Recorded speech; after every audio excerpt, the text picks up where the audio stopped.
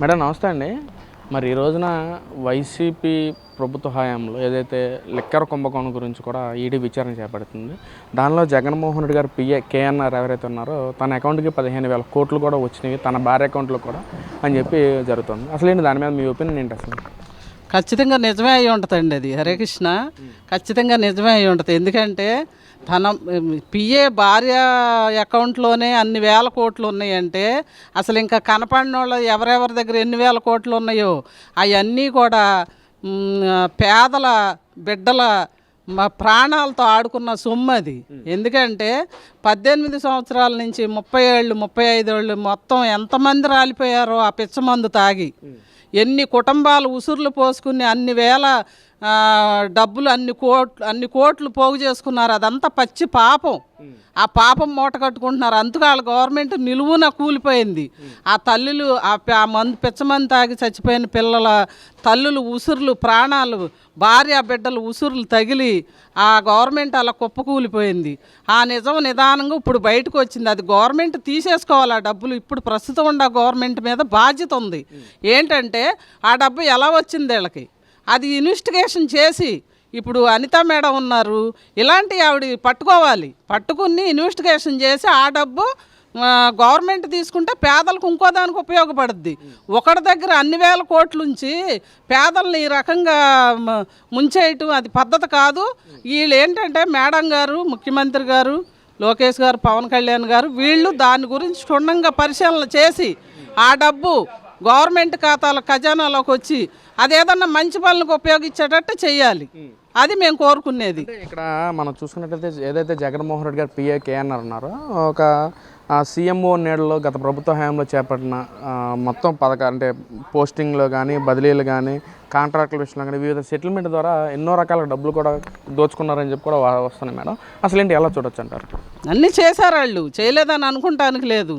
వాళ్ళ కార్యకర్తలకి వాళ్ళకి అనుకూలంగా ఉండే వాళ్ళకి జైలు కొట్టే వాళ్ళకి మీటింగులకి మనుషులను తోలే వాళ్ళకి అనుకూలంగా ఉండే వాళ్ళ తొత్తులకే చేశారు.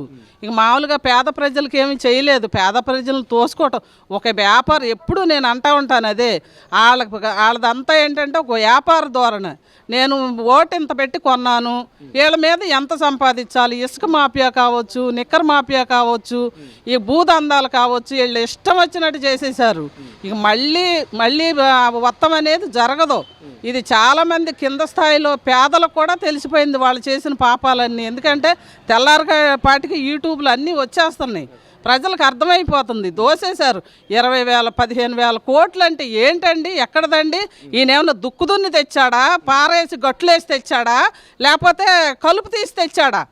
సగటు రైతు పొట్ట పోసుకోవాలంటే పొద్దున్న తెల్లారుజామున వెళ్ళి ఆ ఎండలో పడి సాయంత్రం 6 దాకా కష్టపడుకుంటే ఆడికి కూటికి గడవట్లా. ఈ వేల కోట్లు ఎక్కడి నుంచి వస్తున్నాయి వీళ్ళకి? ఇది పరిశీలన చేయాలి. ఇది ఖచ్చితంగా అనితా మేడం గారు పరిశీలన చేసి, ముఖ్యమంత్రి స్థాయిలో పరిశీలన చేసి ఇది ప్రభుత్వ ఖజానానికి తీసుకురావాలి. వాళ్ళ మీద ఆ బాధ్యత ఉంది. అంటే ఇక్కడ పిఏ స్థాయి దగ్గర నుంచి కూడా ఎమ్మెల్యే స్థాయి వరకు కూడా అందరూ దోచుకున్నారని చెప్పి కూడా చాలా ఆరోపణలు వస్తున్నాయి. అంటే ఎలా చూడొచ్చు ప్రతి ఎమ్మెల్యే కానీ ప్రతి పిఏ కూడా ఈ భారీ కుంభకోణంలో ఉండటం ఎలా చూడొచ్చు అంటారండి? అంతే మరి. వాళ్ళు యథారాజా తథా ప్రజ అని వాళ్ళ ముఖ్యమంత్రి ఏం చేశాడో ఎమ్మెల్యేలు కూడా అదే చేస్తారు. ఎందుకంటే వాళ్ళు సైలెంట్గా ఉండి వాళ్ళు దోసుకున్నబట్టి వాళ్ళకి దోసుకుని వీళ్ళని తిట్టమంటే వీళ్ళని తిడతాం, వాళ్ళని తిట్టమంటే వాళ్ళని తిడతాం, లోకేష్ని తిడతాం, పవన్ కళ్యాణ్ తిడతాం, ఎవరు దొరకపోతే ఇళ్లలో ఆడవాళ్ళని తిడతాం. ఆడవాళ్ళతోనే వీళ్ళు రాజకీయం అంతా. ప్రజల మైండ్ డైవర్ట్ చేయటం, ఆడవాళ్ళని కూడా తిడుతున్నారని ప్రజలు ఆలోచిస్తాం. వీళ్ళు దోసుకుని మూటలు కట్టేసుకుని వీళ్ళు చుట్టాలు బంధువులు రెడ్లు ఇక ఎక్కడ కనపడిన వాళ్ళందరూ వేల కోట్లు ఎవడమ్మమ్మ గుడి సొమ్ము ఎక్కడి నుంచి దోసుకొచ్చారు? ఇదంతా ప్రజల సొమ్ము ప్రజలకు అప్పచెబితేనే రెండో రోజు మనుగడ ఉంటుంది మీకు. లేకపోతే కనుక మొన్న 11 అన్నా వచ్చినాయి, ఈసారి అది కూడా ఉండదు. అంటే ఇక్కడ ఒక లిక్కర్లోనే కాకుండా ల్యాండ్ మాఫియా కానీ శాండ్ మాఫియా కానీ నీటిలో కూడా వాళ్ళు ఉండటం. నిన్న ఏదైతే బ్రహ్మనాయుడు గారు హైదరాబాద్లో 10 ఎకరాలు భూదందా చేశారని చెప్పి కూడా ఈడీ విచారణలో తేలటం కానీ విచారణ మొత్తం చేపడటం కానీ ఏంటి అసలు ఎలా చూడ 10 ఎకరాలు దోచుకున్నాడు ల్యాండ్లో మొత్తం ఫేక్ ఆధారాలతో పెట్టి నకిలీ పత్రాలు కూడా చూపించాడు అని చెప్పి కూడా ఎలిగేషన్స్ ఉన్నాయి మేడం. ఏంటి అసలు ఎలా చూడొచ్చు? వాళ్ళు ఇష్టం వచ్చినట్టు చేశారండి. పేకి పెడతారు, వాళ్ళు ఇష్టం వచ్చినవి పెడతారు. యువతలకి అదేదో సజ్జల గారే ఎవరో అడివే దోసేసాడు కండి. ఆ అడివి పవన్ కళ్యాణ్ గారు వచ్చిన తర్వాత అది బయటికి లాగి చూపిస్తే మరి ఇచ్చారో దాన్ని మభ్యపెట్టి అలా పెట్టారో. వీళ్ళ పనులు దోసుకోవటమే మొత్తం. ఏదన్నా కానీ వాళ్ళ చుట్టాలు, వాళ్ళ బంధువులు, వాళ్ళ రెడ్లు, వాళ్ళ కుటుంబాలు వాళ్ళే మొత్తం.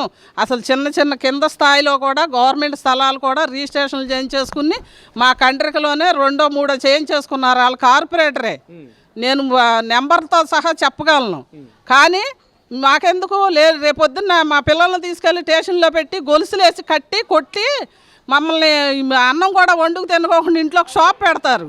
ఇక అందుకు జడిసి నోరు మూసుకుని ఏం చేయాలో తెలియక ఉట్టెంక సట్టెంక చూస్తున్నాం తప్పితే మేము వాళ్ళని ఏమి చేయలేము. ఎందుకంటే పచ్చి రవిడి దందా అది. అంటే ఎందుకని ప్రజల్లో ఈ విధంగా భయభ్రాంతులకు గురి చేసేలాగా రేపు అధికారం చేపట్టాక మేము వస్తాము, అధికారం చేపడతాం, ఎవరిని వదిలిపెట్టమన్న వ్యాఖ్యలు చేయటం ఏంటి? అసలు ప్రజల్లోకి వైసీపీ నాయకులు ఎలాంటి సందేశాలు ఇవ్వాలనుకుంటున్నారు?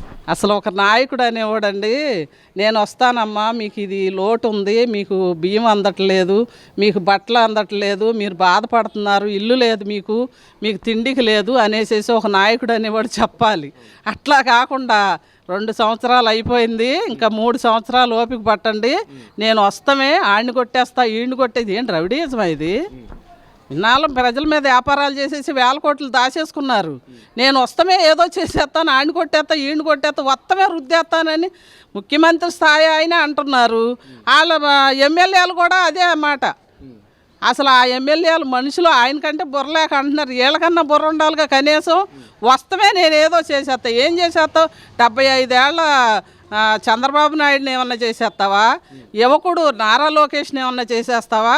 ప్రజల్లో ఎంతో పేరు ప్రఖ్యాతులుగా ముందుకు వస్తున్న పవన్ కళ్యాణ్ ఏమన్నా చేస్తావా? ఏం చేస్తావా?